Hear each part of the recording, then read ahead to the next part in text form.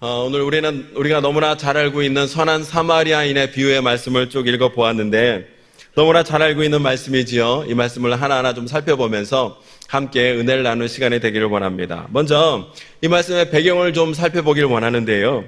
누가복음 10장 제일 앞부분에 보면 이제 예수님께서 70명의 전도대를 따로 세워서 둘씩 짝을 지어주시면서 예수님께서 가시고자 하는 동네와 지역에 미리 전도를 위하여 파송하고 계시는 장면이 나오는 것을 보게 되죠. 1절엔 이렇게 시작이 됩니다. 누가복음 10장 1절 함께 읽습니다. 시작. 그 후에 주께서 따로 70인을 세우사 친히 가시려는 각 동네와 각 지역으로 둘씩 앞서 보내시며, 그래서 이 70명의 전도대가 예수님의 명령과 예수님의 방법대로 각 마을과 도시로 들어가 예수님과 같이 회개하라 천국이 가까이 왔느니라 선포하는 가운데 하나님 나라 복음을 증거하고 병자들을 고쳐주고 귀신도 내어쫓는 이 귀한 사역, 전도의 사역을 잘 감당하게 되었지요.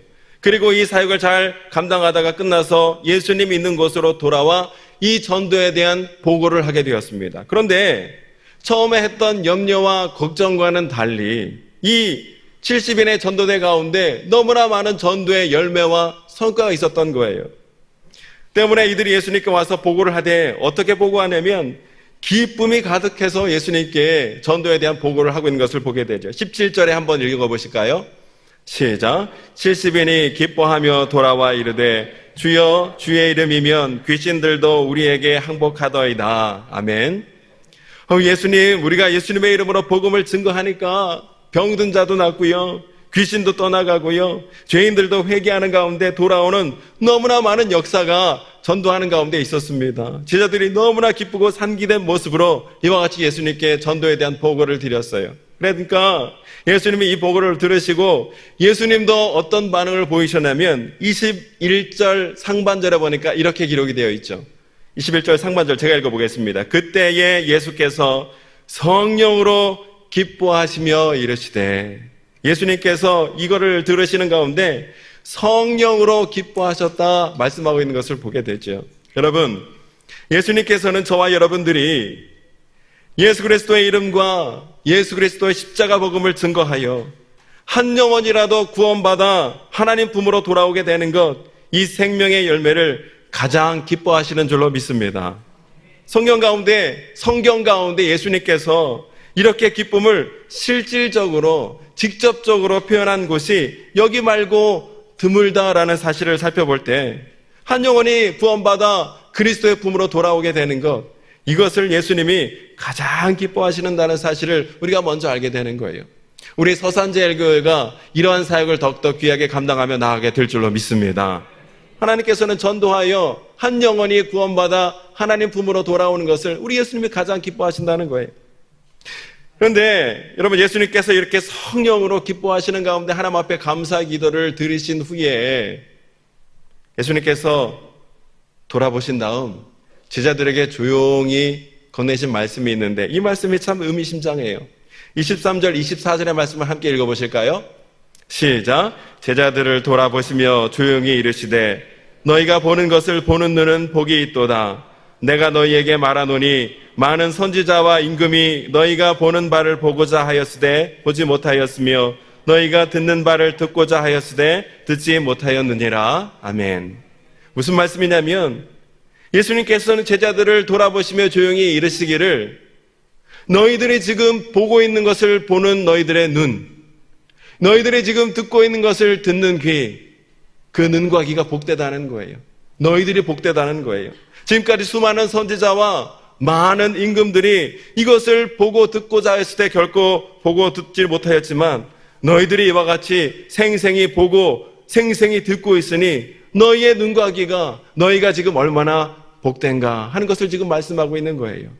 여러분, 제자들이 지금 무엇을 보고 무엇을 듣고 있었습니까? 제자들은 지금 예수 그리스도를 보는 거예요. 예수 그리스도의 말씀을 또한 듣는 거예요. 예수 그리스도를 보고 예수 그리스도의 말씀을 듣기에 예수님께서 그들에게 복되다 말씀하신 것을 보게 되지요. 여러분, 세상에 많은 것 가운데 무엇을 보고 무엇을 들어야 우리의 삶이 복된가? 바로 예수님을 보고 예수님의 말씀을 들을 때 우리의 삶이 가장 귀하고 복되게 되는 줄로 믿습니다. 오늘 저와 여러분들도 이 성경 말씀을 통하여 오늘도 우리가 주님을 바라보고 이 말씀을 통해 오늘도 우리가 예수 그리스도의 말씀을 들을 수 있기에 오늘 저와 여러분은 이미 주 안에서 복된 자라는 거예요. 여러분 옆에 사람에게 축복합시다. 이미 복된 자입니다. 인사 나누실까요? 이미 복된 자이십니다. 아멘. 그런데 예수님이 제자들과 이런 대화를 나누고 계실 때 25절에 보니까 주변에 어떤 율법교사가 있었는데 이 율법교사가 예수님과 제자들이 나눈 대화를 이렇게 듣고 있다가 슬쩍 다가와 예수님께 질문을 툭 던졌어요. 뭐라고 물었습니까? 선생님, 친절하게 하진 않았겠죠. 선생님, 내가 무엇을 하여 영생을 얻을 수 있겠습니까? 이렇게 율법교사가 질문을 한 의도는 1차적으로는 예수님을 시험하고 책잡기 위함이었지요. 그런데 성경을 가만히 읽어보니까 꼭 그것만이 전부가 아닌 것 같아요. 이 율법교사는 평소에 영생에 관한 궁금증과 관심이 굉장히 많이 있었던 인물이에요. 특히 어떻게 하면 영생을 얻을 수 있는가라는 이 질문을 하는 글을 보면 그가 평소에 궁금해했던 두 가지 관심사를 우리가 알 수 있게 되는데 첫 번째, 무엇을 해야 어떻게 해야 구원을 받을 수 있는 것인지 행위 구원에 대한 관심이 굉장히 많은 자였던 것 같아요.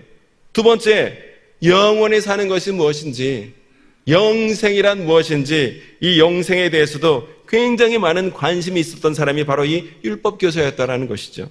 특별히 그는 율법교사였기 때문에 옳고 선한 일을 많이 해야 구원받을 수 있게 된다는 이 구약적인 규율에 철저히 사로잡혀 있었던 사람이기 때문에 평소에 이것 때문에 고민이 많고 또 고심이 많았던 사람이었음을 우리가 유추할 수 있는 거예요. 이러한 율법교사의 이 궁금증과 이 질문에 대하여 오늘 예수님이 뭐라고 대답을 하십니까? 26절에 보니까 함께 읽어볼까요? 26절 시작. 예수께서 이르시되 율법에 무엇이라 기록되었으며 내가 어떻게 읽느냐? 아멘.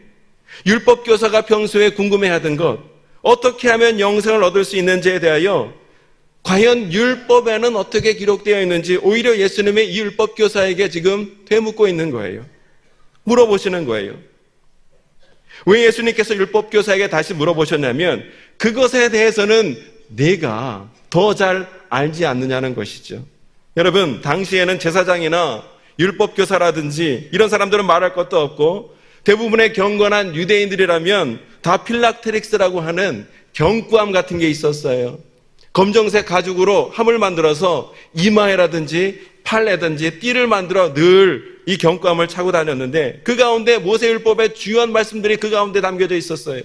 출애굽기 13장이라든지 신명기 6장이라든지 신명기 11장 같은 주요한 모세의 율법 말씀들을 늘 경구함 가운데 담아 다니면서 그 말씀을 늘 읽고 묵상하고 암송하는 가운데 유대인들은 이 모세의 율법 말씀을 얼마나 목숨처럼 소중하게 이들이 다루었습니까? 늘 가지고 다니며 암송하며 붙들고 있었기 때문에 이 율법의 말씀을 이 율법교사가 너무나 잘 알고 있었다는 거예요. 그래서 예수님이 이 율법교사에게 물어보신 거예요. 어떻게 하면 영생을 얻을 수 있는지 모세의 율법에는 뭐라고 기록되어 있느냐? 그랬더니 율법교사가 한치의 지체함도 없이 27절에 이렇게 대답을 하죠. 함께 읽어보겠습니다. 시작. 대답하여 이르되 내 마음을 다하며 목숨을 다하며 힘을 다하며 뜻을 다하여 주 너의 하나님을 사랑하고 또한 내 이웃을 내 자신과 같이 사랑하라 하였나이다. 아멘. 이 말씀이 경고함 속에 들어가 있었던 거예요. 이 말씀을 늘 붙들고 묵상했던 거예요. 율법교사는 이 말씀을 너무나 잘 알고 있었던 거예요. 어떻게 하면 영생을 얻을 수 있을지 이 율법의 말씀을 신명기 6장 5절의 말씀이라든지 레위기 19장 18절의 말씀 이런 것들을 이 율법교사가 너무나 잘 알고 있었다라는 것이죠. 그런데 여러분, 이 모세 율법의 말씀은 하나님께서 주신 번이 있고 생명력 있는 말씀이었기 때문에 예수님께서 대답하시기를 뭐라고 대답하셨냐면 28절에 보니까 예수께서 이르시되 내 대답이 옳도다. 이를 행하라. 그러면 살리라 하시니 하고 말씀하고 있어요. 어떻게 하면 영생을 얻을 수 있는지에 대하여 하나님께서 모세를 통하여 이 말씀을 주셨고 이 말씀을 네가 잘 알고 있고 이 말씀을 네가 바로 대답을 했으니 네 대답이 옳도다. 이를 행하라. 그리하면 네가 영생을 얻으리라 예수님이 이렇게 지금 말씀하고 계시는 거예요. 그런데 여러분, 문제는 세상에 그 어느 누가 이 율법의 말씀과 같이 마음을 다하고 목숨을 다하고 뜻을 다하고 힘을 다하여 하나님을 이렇게 완전하고 온전하게 사랑할 수 있는 자가 누가 있겠어요? 아무리 하나님을 그렇게 사랑하려 한다 할지라도 그것은 몸부림에 지나지 않을 뿐이라는 거예요. 뿐만 아니라 하나님을 사랑하는 것 같이 그와 같이 내 이웃을 내 몸과 같이 사랑하라 말씀하셨는데 우리 중에 누가 내 이웃을 내 몸처럼 사랑할 수 있는 자가 도대체 누가 있겠냐는 것이에요. 그러니까 28절을 통해서 주시는 예수님의 대답이 결국 무엇이에요? 네가 그 율법의 말씀을 그대로 온전하고 순전하게 지킬 수 있으면 그 율법을 지킴으로 인하여 영생을 받게 되는 것이 사실이다. 그러나 과연 네가 그러한 방법으로 영생을 얻을 수가 있겠느냐? 그러한 방법으로는 영생을 얻는 것은 소원하다, 불가능한, 사실상 불가능함을 지금 말씀하고 있는 것이지요. 그러니까 예수님의 말씀을 이 율법교사가 가만히 듣고 있다가 갑자기 율법교사의 마음에 여러 가지 생각이 만감이 막 교차하기 시작한 거예요. 마음속에 갑자기 막 복잡해지기 시작하는 거예요. 막 혼란해지기 시작하는 거예요. 그리고 어떤 양심의 가책도 막 일기 시작하는 거예요. 가만히 생각해보니 자신이 율법교사이기 때문에 하나님을 사랑하는 일에 대해서는 율법교사로서 얼마나 열심히 했겠습니까? 때문에 이 하나님을 사랑하는 일에 대해서는 어느 정도 하고 있노라 스스로 자부하고 있었기 때문에 하나님 사랑하는 것은 상관없는 듯 보였지만 나중에는 이것도 문제가 있는 것이라 밝혀졌지만 하나님 사랑하는 것은 문제 없는 듯 보였지만 그러나 정작 문제는 내 이웃을 내 몸과 같이 사랑하는 이 말씀을 생각하니까 이 계명에 대해서는 갑자기 마음속이 어려워지고 걸림이 있더라는 거예요. 확신이 없더라는 거예요.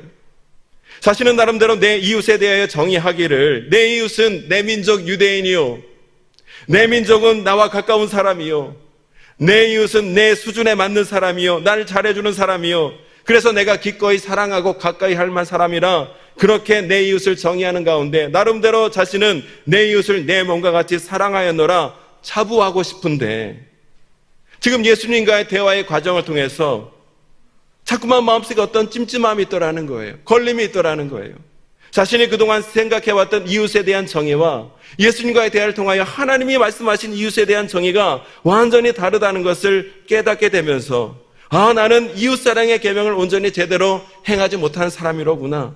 직감적으로 이것을 느끼는 가운데 어떤 찜찜함이 있었기 때문에 그 찜찜함을 옳게 보이려고 예수님께 했던 질문이 29절 말씀인 거예요. 29절의 말씀 함께 읽어보실까요? 시작. 그 사람이 자기를 옳게 보이려고 예수께 여짜오되 그러면 내 이웃이 누구니까? 내 이웃이 도대체 누구냐고 예수님께 지금 또 물어보고 있죠. 사람은 누구든지 마음속에 뭔가 걸림이 있고 고민이 있고 해결되지 못하는 복잡한 것이 있으면 그것이 자꾸 머릿속에 되뇌어지게 되고 그것이 입 밖으로 툭 튀어나오기 마련인데 오늘 이 율법교사가 그와 마찬가지로 이 이웃사랑의 문제가 마음속에 걸리고 부담이 되고 문제가 있어 보니까 그것을 은근히 옳게 보이고자 예수님께 했던 질문이 내 이웃이 그러면 도대체 누구냐라고 질문을 하고 있는 것을 보게 돼요. 그러나 여러분, 이 율법교사는 결과적으로 영생을 얻기 위하여 율법이 요구한 하나님을 사랑하는 것, 내 이웃을 사랑하는 것, 어느 것 하나도 충족시키지 못하고 해당 사항이 없다는 것을 곧 깨달아 버리고 말게 되는 것을 보게 된다는 것이죠. 요한일서 4장 20절에 이렇게 말씀하고 있어요. 함께 읽어보겠습니다. 시작. 누구든지 하나님을 사랑하노라 하고 그 형제를 미워하면 이는 거짓말하는 자니 보는 바 그 형제를 사랑하지 아니하는 자는 보지 못하는 바 하나님을 사랑할 수 없느니라. 아멘. 무슨 말씀입니까? 눈에 보이는 형제도 온전히 사랑하지 못하거늘 어찌 눈에 보이지 않는 하나님을 사랑한다 할 수 있겠냐는 거예요. 때문에 이웃을 온전히 사랑하지 못했던 이 율법교사는 하나님도 온전히 사랑하지 못한 자였고 결국 율법교사 당신은 지금 당신이 그토록 붙들고 소중히 여기는 가운데 잘 알고 있는 그 율법으로는 결코 구원받을 수도 영생을 얻을 수 없는 사람임을 예수님께서 지금 꼬집어 말씀하고 계시는 거예요. 때문에 예수님께서는 이러한 율법교사에게 그에게 있는 문제가 무엇인지, 무엇이 잘못되어 있는지, 특별히 이웃에 대한 정의, 이웃을 사랑하는 것이 뭐가 잘못되었는지 이것을 깨닫게 하시기 위하여 바로 잡아주시기 위하여, 그래서 그도 온전한 구원을 누리게 하시기 위하여 오늘 누가복음 10장 30절에서 37절까지 있는 이 선한 사마리아인의 비유의 말씀을 통해서 그것을 온전히 회복시킬 수 있도록 은혜 길을 열어주시는 것을 오늘 우리가 보게 된다는 것이죠. 오늘 저와 여러분들도 이 비유의 말씀을 통하여 우리가 하고 있는 이웃에 대한 정의, 우리가 하고 있는 이웃의 사랑이 하나님께서 원하시고 하나님께서 기뻐하시는 모습으로 온전히 회복되어지는 은혜가 있게 되시기를 주님의 이름으로 축원합니다. 먼저 선한 사마리아인의 비유의 말씀을 보면 두 성읍이 나오는데 예루살렘과 여리고 두 성읍이 나오지요. 근데 예루살렘은 고도가 해발 700m라는 거예요. 평창이 햇빛 700이라고 하죠. 고도가 700m예요. 해발 700m. 그리고 여리고는 해수면 밑으로 300m가 꺼져 있는 해저 300m라 그런 거죠. 차이가 그러니까 몇 미터가 있습니까? 몇 킬로예요? 1km가 나는 거예요. 그런데 이 도시 사이의 거리는 30km 정도 된다고 합니다. 서산시청에서 당진시청까지 지도를 직선거리를 재보니까 정확히 20km 정도 되더라고요. 그리고 우리가 가는 길로 이렇게 재보니까 27km 정도. 그러니까 그 정도 조금 멀리 떨어지는 것이 예루살렘과 여리고 사이의 거리라는 거예요. 그러니까 이 두 도시 사이가 30km밖에 안 떨어져 있는데 고도 차이는 1km 정도 나니까 이 두 성읍 사이에 나 있는 길이 어떻다는 거예요? 굉장히 위험하고 험난하고 벼랑이나 골짜기가 많은 험난한 길이다라는 것을, 예루살렘과 여리고에 나 있는 길이 이렇게 위험한 길이다라는 것을 먼저 우리에게 말해주고 있지요. 그런데 당시에 여리고는 어떤 성읍이었냐면 제사장이라든지 레위인이라든지 이러한 사람들이, 성직자들이 집단적으로 살고 있는 특수지역이었다는 거예요. 때문에 예루살렘에서 드려지는 제사나 예배를 위하여 당번을 맞은 제사장이나 레위인들이 그 길을 자주 통행해야 됐다는 것이죠. 그러니까 제사장이라든지 레위인들이 자주 통행하니까 일반 사람들은 또 그와 함께 많이 다녔지 않겠습니까? 그러니까 이 두 성읍 사이의 길은 험난하고 위험한 길이었지만 많은 사람들이 오가는 길이었다는 것을 알 수 있게 되고, 때문에 이 길에는 언제나 누가 출몰했냐면 도적대들, 강도들이 출몰하기로 유명한 그런 길이었다는 거예요. 때문에 피의 길이라는 별칭까지 생긴 것이 바로 예루살렘과 여리고 사이의 그 길이었다는 것이죠. 그런데 이 당시에 이 길에 나타난 강도들의 수법이 어떤 수법으로 사람들을 강탈을 했냐면 4명이나 5명 정도 짝을 이루고 한 팀을 이루어가지고 한 사람이 그 길 위에 강도 만나서 거의 죽어서 가는 사람처럼 신용을 내며 쓰러져 있는 거예요. 그러면 지나갔던 레위나 제사장 이런 사람들이 얼마나 또 착한 사람이겠습니까? 지나가다 그 사람 보고 도와주려고 갈 때에 숨어있던 나머지 팀이 나타나가지고 강도짓을 하는 그런 수법을 주로 썼다는 거예요. 초등학교 저학년 때로 기억이 나는데 연말이면 여러분 옛날에 교회에서 무슨 뮤지컬 선극 같은 거 많이 하지 않았습니까? 이 선한 사마리아인 선극을 했어요. 뮤지컬을 했어요. 제가 맡았던 역할은 강도 2. 제사장도 아니고 학년이 어리니까. 그래서 배가 지금도 기억나요. 강도들이 숨어서 노래를 부르는 배가 고프다 먹을 것은 없나 저기에 오는 게 떡이 아니냐. 그러면 강도 2, 3이 어디 정말 수지 맞았군 짐을 잔뜩 싣고 장사치가 온다 쉬 우리 모두 숲속에 숨자 이렇게 숨으면서 이렇게 했던 것이 정확히 기억이 나요. 솔로몬 재판 때도 했었어요. 제 역할은 칼을 든 하인 왕. 솔로몬도 아니에요. 두 여인이 나와서 노래를 불러요. 애기 인형 애기를 안고 노래를 어떻게 부르냐면 이 애기는 내 애기 날 닮았어요 옷도 같고 예쁜 눈은 귀여운 입술이 요렇게 날 닮았어요. 엄마 원 이렇게 하면 엄마 투가 아니 거짓말 이 형은 뺏으면서 애기를 뺏으면서 아니 거짓말 이건 내 얘기. 그러면 또 뺏으면서 아니 거짓말 이건 내 얘기. 이때 솔로몬이 나타나서 여보라. 그러면 제가 했던 역할이 칼을 들고 예히 솔로몬이 개 아무도 없느냐 그러면 예히 그 칼을 재밌죠? 너희들은 재밌을 거예요. 이 칼을 가져다 아기를 잘라 나눠 주어라. 그러면 예 그러는 거예요. 아마 오늘 본문에 나타난 강도 만난 자도 길 위에 쓰러져 있는 척하는 강도 도와주려다가 강도 만나 실제로 그렇게 강도 만나 거의 죽어가다가 쓰러져 있는 사람일지도 모르겠어요. 그런데 이렇게 강도 만난 자가 길 위에 쓰러져 거의 죽어갈 때 제일 먼저 그 길을 누가 지나갔다는 거예요? 31절에 보니까 한 제사장이 먼저 그 길을 지나가게 됩니다. 그런데 이때 제사장이 어떻게 하고 지나가요? 31절에 보니까 보고 피해 그냥 지나가더라는 거예요. 제사장이 그를 보고 죽어가는 그를 보고 피해 지나가더라는 것이죠. 여러분, 제사장이 그를 보고 피해 지나갔던 이유가 무엇이었을까요? 이에 대하여 많은 목사님들이 이제 설교할 때에 영적인 상상력으로 말씀을 하시는데 스펄전 목사님이 한 말씀이 굉장히 인상적이에요. 이 제사장이 그냥 지나간 이유에 대해서 스펄전 목사님이 뭐라고 얘기를 하셨냐면 그 제사장은 한 달 동안 예루살렘 성전에서 제사장으로서의 임무를 다하고 이제 처자가 기다리는 집으로 돌아가는 중이었을 것이다. 때문에 그날 몇 시까지 집으로 돌아가기로 식구들과 약속이 되어 있었을 것이다. 그래서 가족과의 시간을 지키기 위하여 강도 만난 사람을 피하여 집으로 도망치듯 갔을 것이다. 스펄전 목사님이 이렇게 얘기했어요. 뿐만 아니라 그 제사장은 한 달 동안 성전에서 근무를 했기 때문에 사례비를 두둑히 받아서 내려가고 있는 중이었을 것이다. 그래서 수중에 돈이 많이 있었기 때문에 그 돈을 지키기 위하여 빨리 집으로 가는 것이 최고의 방법이라고 생각했을 것이다. 여러분, 얼마든지 가능한 이야기예요.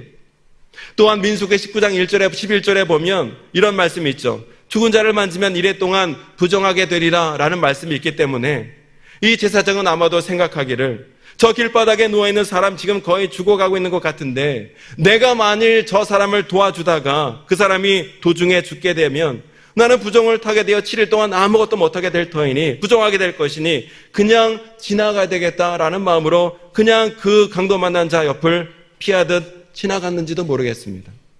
근데 여러분, 참으로 모순이고 아이러니한 상황이에요. 그들이 그렇게 목숨과 같이 소중히 여기는 가운데 심지어 이마에도 그들의 팔에도 붙들며 메어 가지고 다니며 늘 읽으며 늘 묵상해 갔던 말씀이 하나님을 사랑하고 그와 같이 이웃을 사랑하고 이 죽어가는 자를 도와주고 사랑하라, 그 말씀을 그들이 붙들고 가지고 있었음에도 불구하고 이 제사장은 끝내 그 말씀을 가지고서도 그 말씀에서 요구하는 사랑에 필요한 자를 보고서도 그냥 말씀을 가지고 지나쳐 도망치듯 가더라는 거예요. 기가 막힌 모순이 아닐 수 없는 거예요. 다음에는 누가 지나갔습니까? 32절에 보니까 이번에는 레위인이 그 옆을 지나가게 되는 거예요. 그런데 그 레위인도 32절에 보니까 그와 같이 제사장과 똑같이 그 옆을 그냥 피하여 도망치듯 가버리더라는 것이죠. 아마 제사장이 그냥 피하여 간 이유와 크게 다르지 않으리라 생각이 들고 이 또한 모순이요 아이러니가 아닐 수 없어요. 그런데 이번에는 세 번째로 누가 그 길을 지나가게 됩니까? 33절에 보니까 이번에는 어떤 사마리아인이 그 길을 지나가게 된 거예요. 그런데 그 사마리아 사람은 어떤 사람이었습니까? 제사장이나 레위인은 유대인들로부터 사랑과 존경을 한 몸에 받는 사람들이 이들이었지만 여러분, 사마리아 사람은 유대인들로부터 마치 개와 같은 취급을 받는 사람들이었어요. 온갖 조롱과 멸시와 핍박, 한마디로 인간 취급을 받지 못했던 사람이 이 사마리아 사람 아니었습니까? 그런데 이 사마리아인은 그 강도 만난 자의 사람을 옆을 지나갈 때에 그 사람이 어떻게 해요? 제사장과 레위인과는 달리 그는 강도 만난 자의 상처가 몹시 위중한 것을 보고는 33절에 보면 그를 보고 불쌍히 여겼다는 거예요. 불쌍히 여기는 가운데 자신이 가지고 있는 기름과 포도주를 사용하여 제일 먼저 응급처치를 해주었습니다. 그리고 자신이 나귀에 태워서 주마까지 그를 데려다 주었습니다. 그리고 그 강도 만난 자를 밤새도록 그곳에서 보살펴주고 돌봐주더라는 거예요. 그리고 다음날 길을 떠나야 할 때는 2데나리온을 주인에게 건네주는 가운데 이 환자를 좀 잘 치료해달라고, 잘 보살펴달라고, 만약 비용이 더 든다면, 옛날 성경은 부비가 더 들면 이렇게 표현되어 있죠. 만약에 비용이 더 든다면 내가 나중에 다시 와서 그 값을 보상할 테니 이 환자가 잘 회복할 수 있도록 당신이 좀 도와달라고 신신당부하는 가운데 떠나가고 있는 사마리아 사람의 모습을 우리가 보게 되지요.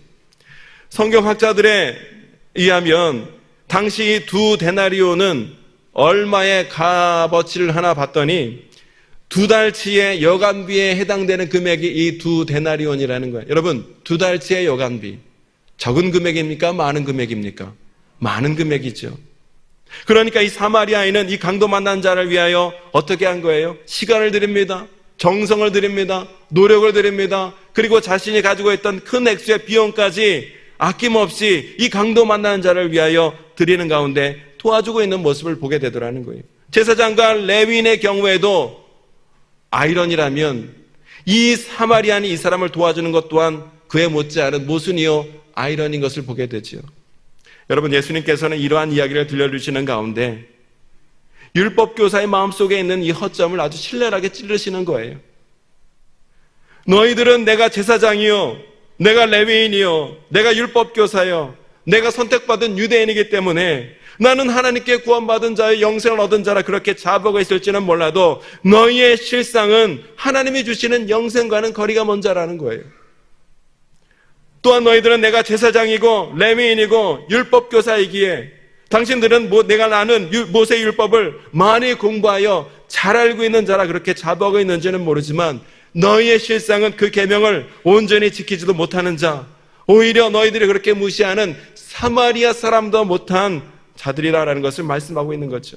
말로는 하나님을 사랑하고 말로는 이웃을 사랑하노라 하고 있지만 너희들의 실상은 이러한 계명과 율법을 온전히 지키지도 못하는 가운데 하나님이 주시는 구원과 하나님이 주시는 영원한 생명과 거리가 먼 자다라는 것을 예수님이 지금 말씀하시는 거예요. 이 선한 사마리아 비유의 말씀을 통하여 지금 이것을 율법교사에게 한마음리에 지금 지적하며 꼬집으며 말씀하고 계신 것을 보게 되더라는 것이에요.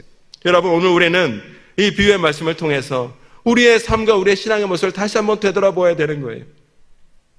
나는 어느덧 신앙의 제사장이 되어 있고, 나는 어느덧 신앙의 레위인이 되어 있고, 나는 어느덧 신앙인의 율법교사가 되어 있어서 나는 이런저런 직분자입니다. 나는 성경을 많이 공부하여 나는 많이 알고 있습니다. 나는 신앙의 경륜도 있습니다. 나는 이런저런 은사와 능력도 있습니다. 그래서 나는 다른 사람들보다 은근히 좋게 신앙생활을 하고 있습니다 라고 생각하는 가운데 나는 구원받고 영생을 누린 자라고 우리는 자부하고 있지만 실상은 우리가 하나님도 이웃도 온전히 사랑하지 못한 채 이 율법교사와 같은 공허함, 율법교사와 같은 허전함을 가지고 허덕이는 자, 이것으로 인하여 다른 사람들을 비판하고 판단하는 가운데 은근히 자신을 의롭게 보이고자 하는 그런 열매와 기쁨이 없는 신앙생활을 하고 있는 것은 아닌지 오늘 우리가 이 말씀을 통해서 우리의 삶과 믿음 생활을 한번 좀 되돌아보아야 할 일이라는 거예요. 오늘 하나님께서 은혜를 베풀어 주셔서 이 말씀을 통해서 우리들 가운데 혹시 잘못되어 있는 삶과 신앙생활의 모습이 하나님 기뻐하시는 모습으로 온전히 회복되어질 수 있는 은혜가 있게 되시기를 주님의 이름으로 축원합니다. 오늘 우리가 이 비유의 말씀을 통해서 좀 더 구체적으로 살펴보길 원한 두 가지가 있는데, 첫 번째는 이 율법교사가 왜 갑자기 영생의 문제를 들고 나왔는가예요. 아까도 말씀드린 것처럼 예수님께서 70명의 전도대를 따로 세워서 각 마을의 전도를 위하여 파송을 하였는데 이들이 전도 사역을 다 마치고 예수님께 돌아와 보고하기를 뭐라고 보고를 했냐면, 예수님, 저희가 예수님의 이름으로 복음을 증거하니까 병자가 고침받고 귀신이 떠나가고 사람들이 회개하여 믿고 구원받는 영생을 받는 놀라운 일이 너무나 많이 있었습니다라고 보고를 하니까 이 보고의 얘기를 듣고 율법교사의 마음이 불편해지는 거예요. 이게 이해가 안 되는 거예요. 이것을 납득을 못하는 거예요. 어떻게 예수 믿으라고 전도하는 것 가지고, 어떻게 예수가 구원자임을 믿는 것 가지고 영생을 얻고 구원을 받을 수 있는지 이 율법교사는 도저히 이해가 안 되고 납득이 안 되는 거예요. 그걸 도저히 믿지 못하겠는 거예요. 회의가 자꾸 있는 거예요. 여러분, 전도를 하신 분들은 잘 알겠지만 지금도 전도를 하면 이런 일이 그대로 있습니다. 예수님 믿으세요. 예수님 믿으셔야 영생을 얻습니다. 구원을 받습니다. 복음을 증거하면 사람들은 이것을 도저히 이해를 못해요. 받아들이지를 못하는 거예요. 납득을 못하는 거예요. 어떻게 예수를 믿는 것만으로, 어떻게 십자가 같은 것으로 사람이 영원히 사는 그 길을 얻게 되는지 이해를 못하는 거예요. 적어도 죽어서 영원히 사는 그런 영광과 호사를 누리려면 뭔가 좀 수양도 좀 해야 되고, 뭔가 좀 수련도 좀 쌓아야 되고, 불교에 익숙하신 분들은 뭔가 불공 같은 것도 좀 드리는 가운데 뭔가 나의 업적과 치적과 공적이 이러저러하게 좀 쌓여야 그것 가지고 영생을 얻더라도 얻게 되는 것이지, 어떻게 예수님이 구원자이심을 믿는 그 믿음 가지고 영생을 얻게 되는 것인지 사람들은 도저히 이해를 못하는 거예요. 받아들이질 못하는 거예요. 그래서 그것을 미련하게 생각하는 거예요. 어리석다고 생각하는 거예요. 이것을 두고 성경은 사도 바울 선생님이 고린도전서 1장 18절에서 아주 정확하게 말씀하고 있어요. 함께 읽어보실까요? 시작. 십자가의 도가 멸망하는 자들에게는 미련한 것이요 구원을 받는 우리에게는 하나님의 능력이라. 아멘. 십자가의 도가 세상 사람들에게는 이처럼 미련한 것이 없다라는 거예요. 너무나 어리석다는 거예요. 그러나 우리 믿는 자들에게는 십자가의 복음은 우리에게 구원을 주시는 하나님의 능력이 되는 줄로 믿습니다. 오늘 저와 여러분이 구원을 얻게 된 것, 우리가 영원한 생명을 누리게 된 것, 여러분 다른 어떤 것이 아니라 예수 그리스도께서 나를 위하여 십자가에 피 흘려 죽으심으로 내 무서운 죄를 용서해 주셨고, 그 예수 그리스도를 나의 구주, 나의 구원자, 나의 하나님으로 내가 믿고 입술로 시인했기에 우리는 그 믿음으로 말미암아 저와 여러분은 구원함을 받고 영원히 사는 이 영생의 선물을 우리가 하나님께 얻게 된 줄로 믿습니다. 어디서 이것을 확신할 수 있어요? 생명과 진리 대신 하나님의 말씀인 성경이 그것을 오늘 우리에게 증언해 주시는 거예요. 하나님이 오늘 우리에게 말씀해 주시는 거예요. 구원받을 만한 이름을 우리에게 주신 일이 없는 거예요.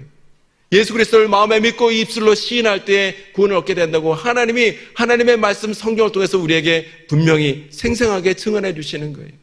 이것이 들리고 믿는 자가 복된 자인 줄로 믿습니다. 오늘 저와 여러분들이 이 말씀을 통해서 우리는 구원의 은혜를 이렇게 누리고 있는 거예요. 고린도전서 2장 7절 8절에 이런 말씀이 있습니다. 함께 읽어볼까요? 시작. 오직 은밀한 가운데 있는 하나님의 지혜를 말하는 것으로서 곧 감추어졌던 것인데 하나님이 우리의 영광을 위하여 만세 전에 미리 정하신 것이라. 이 지혜는 이 세대의 통치자들이 한 사람도 알지 못하였나니 만일 알았더라면 영광의 주를 십자가에 못 박지 아니하였으리라. 아멘. 고린도전서 2장에 어떤 말씀들이 쭉 기록되어져 있냐면 하나님께서는 우리를 구원하시기 위한 놀라운 구원의 계획을 만세 전부터 가지고 계셨어요. 그런데 이것을 계속 비밀로 감춰두셨다가 예수 그리스도의 십자가 사건을 통해서 이 땅 가운데 온전히 드러내 주셨는데, 이 영의 비밀은 세상의 영으로 알 수 있는 것이 아니라 오직 하나님의 거룩한 영을 받은 자만이 그걸 듣고 깨달아 구원의 은혜를 누리게 된다라고 우리에게 분명히 말씀하고 있는 것을 보게 되는 거예요. 하나님의 영을 가진 자만이 구원이, 영생이 예수 그리스도께로부터 오는 것이고, 하나님의 영을 가진 자만이 예수 그리스도를 믿는 믿음으로 말미암아 구원과 영생을 누리게 되는 것을 믿을 수 있게 된다라고 말씀하고 있는 거예요. 그래서 이사야 같은 선지자는 이런 하나님의 거룩한 영으로 충만하였기 때문에 이것을 미리 영으로 깨닫는 가운데 예수님이 오시기 700년, 800년 전부터 이것을 미리 깨닫고 이사야 53장 7절에 말씀하기를 이러한 복음을 전하는, 복음을 증거하는 자들의 발걸음이 아름답다라고 미리 말씀하셨고요. 사도 바울 선생님도 이것을 로마서 10장 13절, 14절, 15절에서 그대로 다시 한번 선포하기를 우리 함께 읽어보실까요? 시작. 누구든지 주의 이름을 부르는 자는 구원을 받으리라. 그런즉 그들이 믿지 아니하는 자를 어찌 부르리요? 듣지 못한 자를 어찌 믿으리요? 전파하는 자가 없이 어찌 들으리요? 보내심을 받지 아니하였으면 어찌 전파하리요? 기록된 바 아름답도다 좋은 소식을 전하는 자들의 발이여 함과 같으니라. 아멘. 믿고 선포해야 구원을 받게 되는 건데, 믿음은 어디서 난다고요? 들음에서 나는 거예요. 듣기 위해서는 누가 전파해야죠. 전파하기 위해서는 누가 보내심을 받아야죠. 그래서 보내심을 받아 전파하기 위해 보내심을 받는 그 발걸음이 곧 구원에 이르게 되는 발걸음이기에 보내심을 받은 자의 발걸음이 아름답도다라고 말씀하고 있는 것이에요. 오늘 하나님께서 저와 여러분 가운데 하나님의 거룩한 영으로 충만하게 부어주셔서 율법교사와 같은 불신과 의심과 회의는 다 사라지고 저와 여러분 가운데 이러한 믿음과 확신이 더욱더 분명하게 새겨지길 원하는데, 그것이 무엇이냐면 우리의 구원과 우리의 영생은 오직 예수 그리스도를 통하여 비롯되는 것이로구나.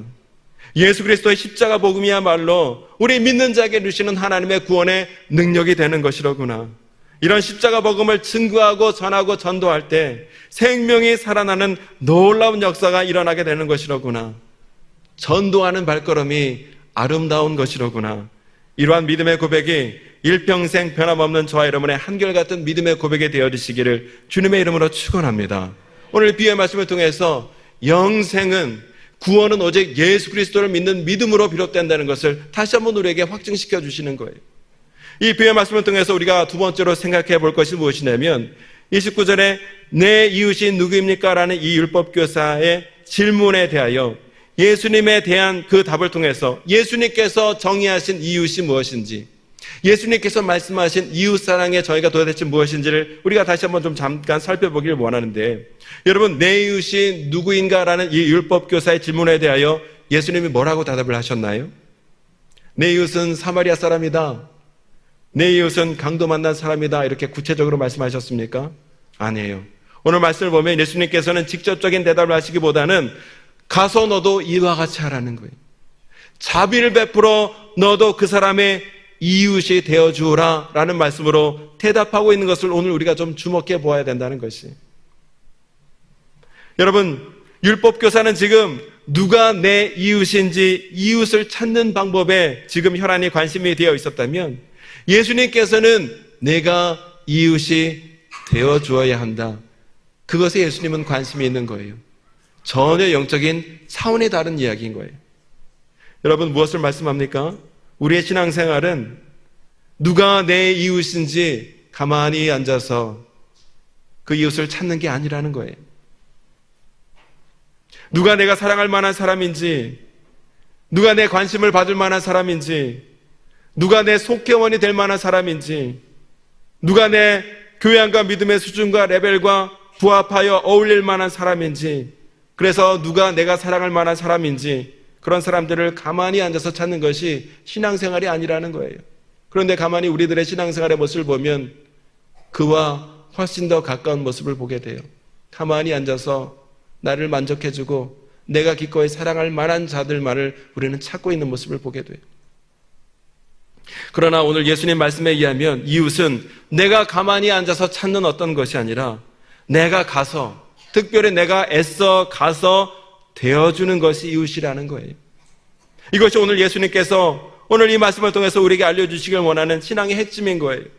세상의 많은 사람들은, 그리고 성도 가운데 어떤 분들은 이웃에 대하여 정의하기를 내 이웃은 나와 레벨과 수준이 맞는 사람, 나에게 관심을 주는 사람, 나에게 유익이 있는 사람, 그래서 내가 기꺼이 가까이 하고 교제하고 사랑할 만한 사람이라 정의하는 가운데 그러한 사람들만을 찾아 온통 관심이 거기에 쏠려 있지만, 구원받은 성도의 이웃은 내가 가만히 앉아서 찾는 것이 아니라 내가 가서 이웃이 되어주는 것이라는 거예요.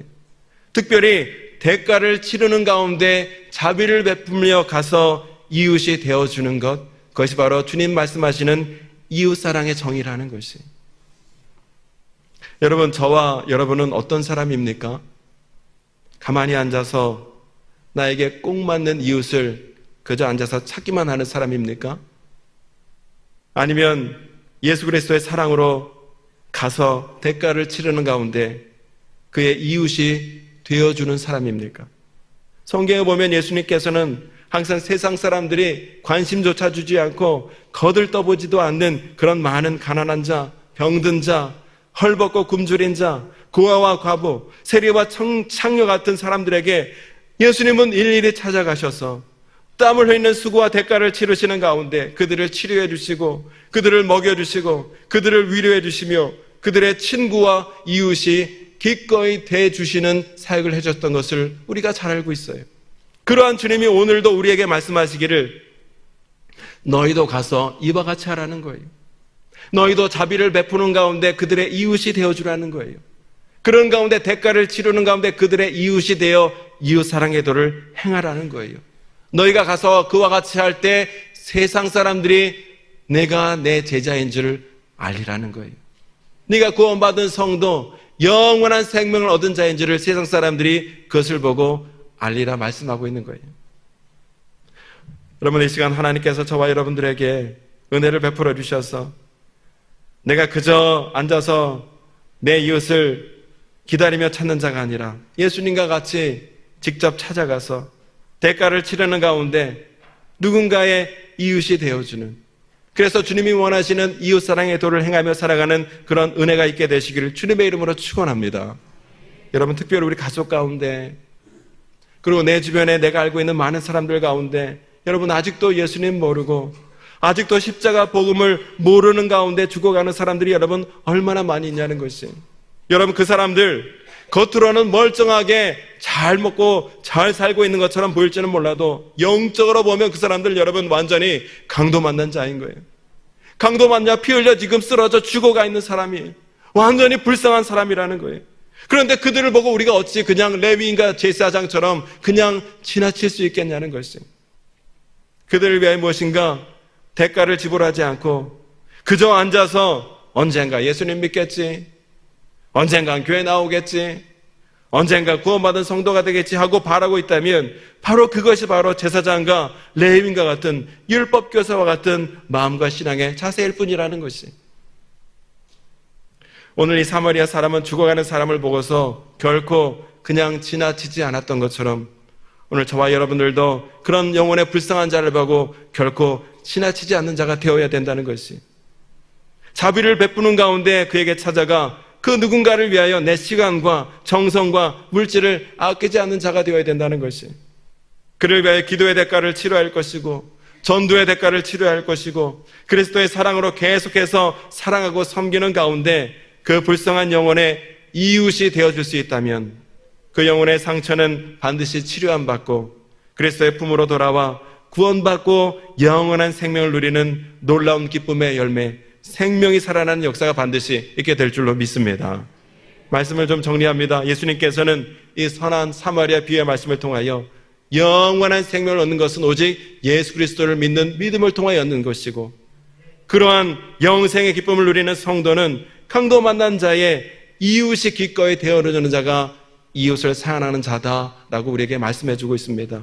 오늘 이 말씀을 통하여 저와 여러분들이 더욱더 예수 그리스도 십자가 복음으로 인하여 주시는 영생의 기쁨을 더욱더 풍성히 다윗과 같이 누리시는 자가 되기를 원하고, 내 주변에 혹 강도 만나 죽어가는 자가 있다면 그냥 지나치는 것이 아니라 자비를 베푸는 가운데 찾아가 그들의 이웃이 되어줌으로 말미암아, 기꺼이 대가를 치르는 가운데 이웃이 되어줌으로 말미암아 생명이 살아나는 놀라운 역사를 이루시는 은혜와 기쁨이 더욱더 있게 되시기를 주님의 이름으로 축원합니다. 기도하겠습니다.